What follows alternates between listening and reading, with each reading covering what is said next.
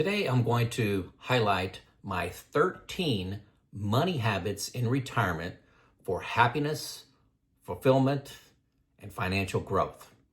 Okay, I always start these lists out looking for 5, but I got 13. One of them is not going to be eliminate debt.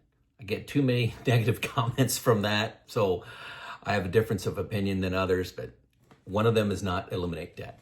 Number 13, I actually think is my superpower and something most people won't do. Will it be you? Why? This 13th one, it strengthens all remaining 12. Okay, so let's jump into it. Number 1, and these are all mine. These are all mine and what I do. Number 1 is practice delayed gratification for all purchases. Why it matters. Clear decision making. It reduces regret. Okay, I'm telling you, stuff does not buy happiness. It helps focus on the excitement of the purchase, the study and the purchase. There's some enthusiasm and excitement that comes from that. Now, I like that. Financial growth comes from that because, I'm not wasting money on things that I think will buy me happiness. The best example I have for this is a new car. Okay, cars, I just don't get into them. I have a 2012 Toyota Sienna that is my car. Now, my wife has a nice Honda Odyssey. It's 2022. My car has right at 200,000 miles on it. I got no seats in the back and I use it like a truck. And I don't worry about it getting scratched and dented. My insurance is cheap. My license plates are cheap. I also, do a lot of planning for our major travel, home remodeling, things like that. I don't just go out and write a check for $25,000 to remodel this bathroom or kitchen or whatever. Most of that I end up doing myself. Number 2 is prioritize experiences over possessions. I hinted at this one earlier. A lot of these touch the other 13, okay, or other 12. There's 13 total.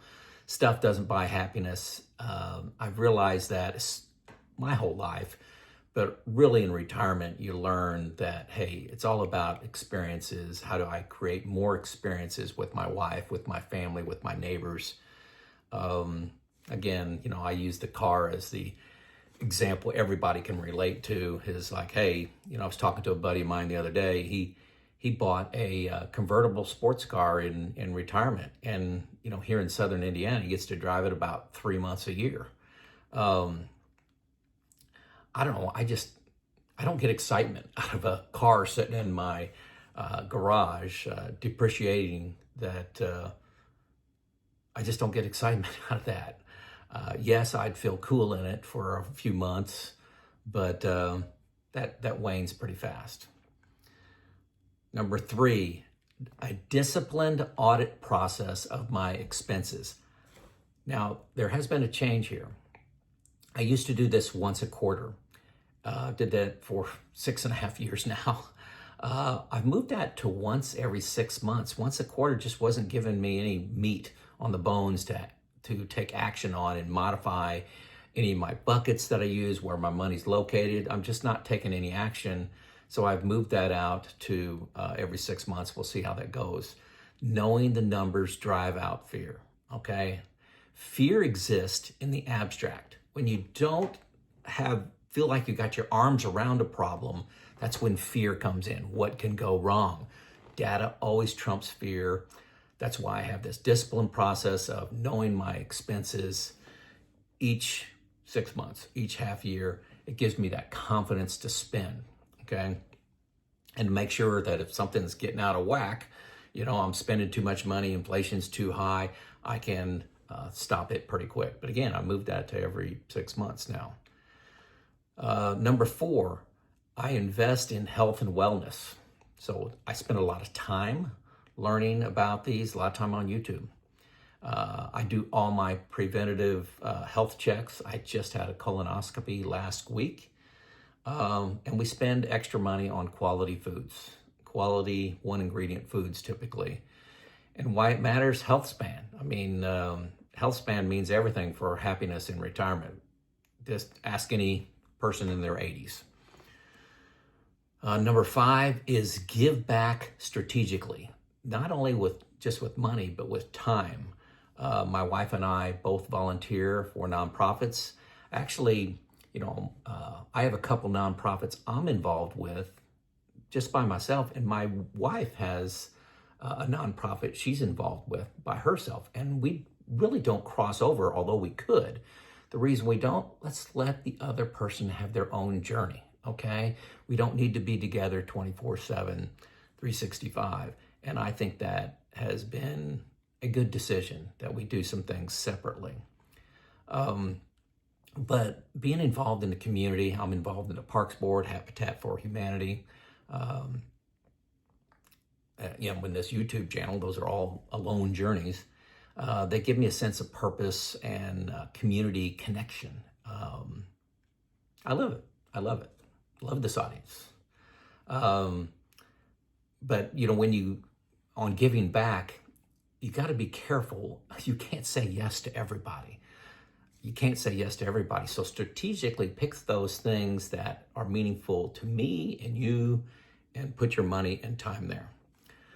Number 6, I have built-in go-go spending, fun money, okay? So why it matters is, I'm 61 now, and my 60s are gonna be some of my best years as compared to 70s and 80s, most likely, especially from a health span standpoint. So put that money in there, put those exciting experiences in there, front load them, because you never know what's going to happen in the future. Hike that mountain, go to England, go to Scotland, go to Ireland, Greece, Germany, Austria, Switzerland. Those are all on my and my wife's short list to go to in the next couple of years. So put that fun money spending in there. Budget for it. Number 7, planned gifting to kids. Not an impulse, okay? Now, commitments we've made, my wife and I already, to our kids, and I have four kids, and they're all going to be married at the end of this year. Got one more wedding, and I have one grandchild. So we already have gifted our kids an all-expense vacation with us, with Lisa and I. That's the connection. That's the we're going to force you to spend time with us and as a family, and it's all fun. And then we're committed to paying for our grandchildren's good portion of their college education if they choose to go that route by creating 529 accounts. I get an Indiana tax credit for doing that, which makes it a little bit easier, but we want to make sure we're capable of starting that very early, where your kids aren't always in a position to do that early when their first born, where my wife and I are able to do that. So, and we're in the early stages of talking about the book Die with Zero, and perhaps giving money gifts to our kids while they're younger and need it more than when my wife and I may pass. The last one may pass at 90, whatever, and have a lot more money at that time, but they'll be in their 70s, 60s at least. So that Die with Zero thinking, we're still talking about what we do there. A lot depends on the stock market. It's been growing great. Since I retired 6.5 years ago, it's been going great. I couldn't dream it would be this good right now. But planned gifting to kids was number 7. And number 8, I think this is powerful. Everyday learning. I learn from others, other retirement stories, how people invest, how they manage their taxes, how they do withdrawals, asset allocation, diversification. I do a lot of audiobooks, and I spend a lot of time on YouTube. If I had to give you my favorite one person on YouTube, I would say Rob Berger, Berger, just all things money. I think he's the best when it comes to retirement, okay? That was number 8. Before I jump to number 9, if you made it this far, like and subscribe. about 40% of the people are subscribed, like this, engages the YouTube algorithm. You know the speech. You know the speech. Number 9, tax efficient spending. This is where I spend most of my time in my planning of my retirement. Know the law, use the law, have a plan. Mine's in Boldin. Boldin's the first link you'll come to below if you want to see that. I pay $144 a year, trashed my spreadsheets, okay? Tax efficient spending. I've never found anything. I always get asked to look at another software package, and when it comes to tax planning, there's nothing anywhere close to what Boldin provides. And that's worth $144 a year. I'll just say that. Yeah, add a couple more zeros after that. Number 10, know the history of the stock market. I know this, but I'm 61, I forget a few things, so I'm constantly studying. I'm asking ChatGPT, just did this today, about some history, of what bear markets happen. One of the problems that humans have is something called recency bias. We only remember the recent years. Let's see. The longest bull market, okay, that means a 20% gain, was March 2009 to February 2020.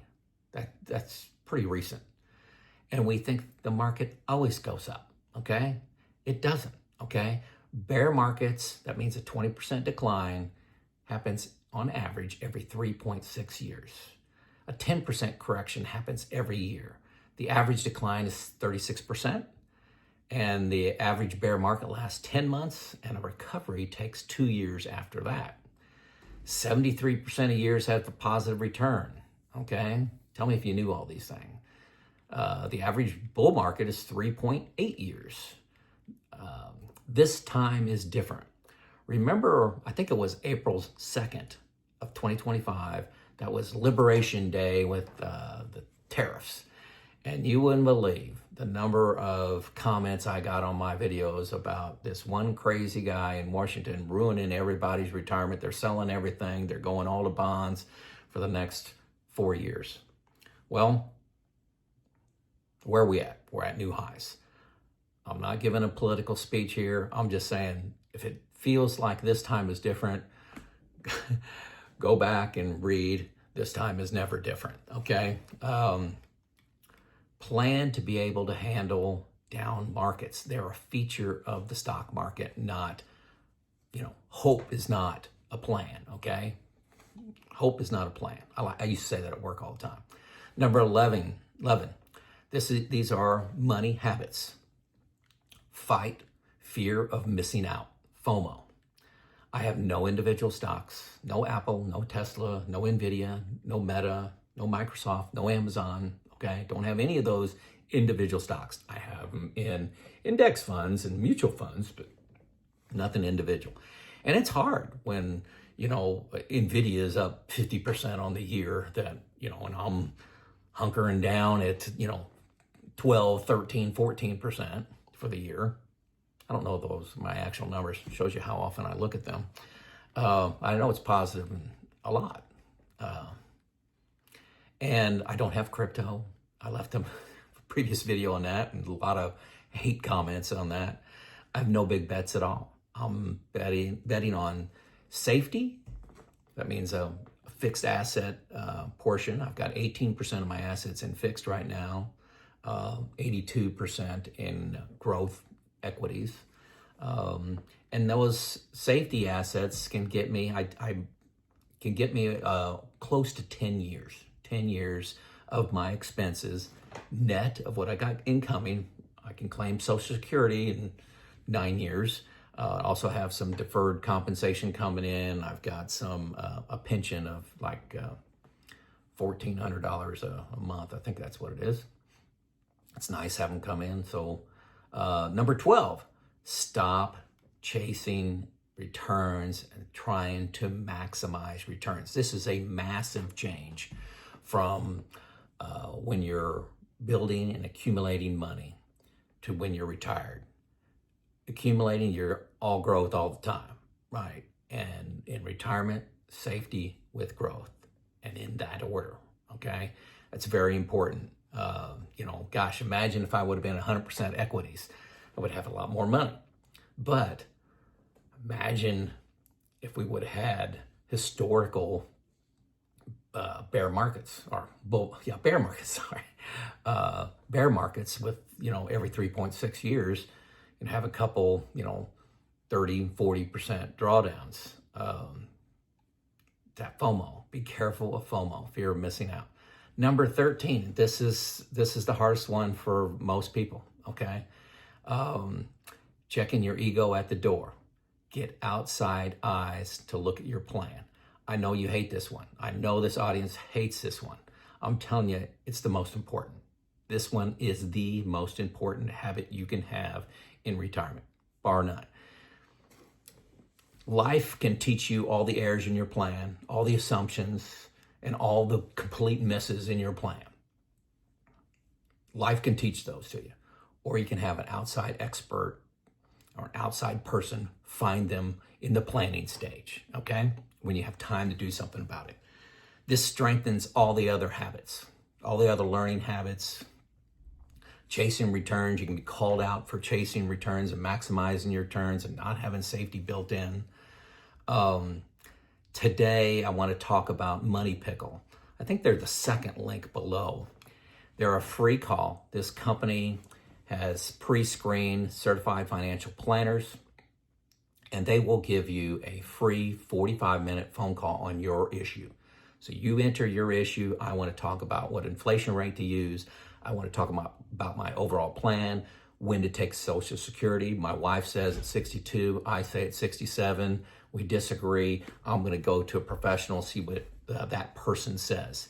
It's a free call, totally free call. The last 5 minutes of the call, they're allowed to go in and say, hey, what do you think our next steps should be? Should we continue this relationship? Should we go and have another call? Go a little bit deeper now that I have your background? That's only in the last 5 minutes, okay? So this is to encourage you to pick up the phone and call these folks. Totally free call to you. Now, as a result, 30%, that's 3 out of every 10 people that call, schedule a follow-up. Why do they do that? It's not because of the high pressure sales. It's because a gap was discovered in their plan, okay? Now, even if you don't discover a gap in your plan, you're going to walk away with confidence that you don't have a gap in your plan, verified by a certified financial planner. You can't lose. Make the call, okay? I deal with these guys every month, and I get feedback and make videos based on the feedback of what they're seeing at Money Pickle. So give them a call. Which one of these is the hardest for me? Eating healthy. There's so much temptation out there. I had a lot of stress in 2024. My granddaughter had a health issue. I didn't handle that well eating-wise. She's great now, 100% healthy. We took a few vacations in 2024, and I had a habit of going off plan. I picked up 15 pounds last year, and I'm still fighting to get that off. Honestly, the other 12 behaviors, mindsets for managing money come pretty easily to me. What about you? What do you find hardest? I'm telling you, most people find checking their ego and getting third-party help is their hardest thing to do. But I'm telling you, I think it's proven to be huge based on the feedback that I've been getting from comments and emails. Huge, okay? There you go. This is Joe out.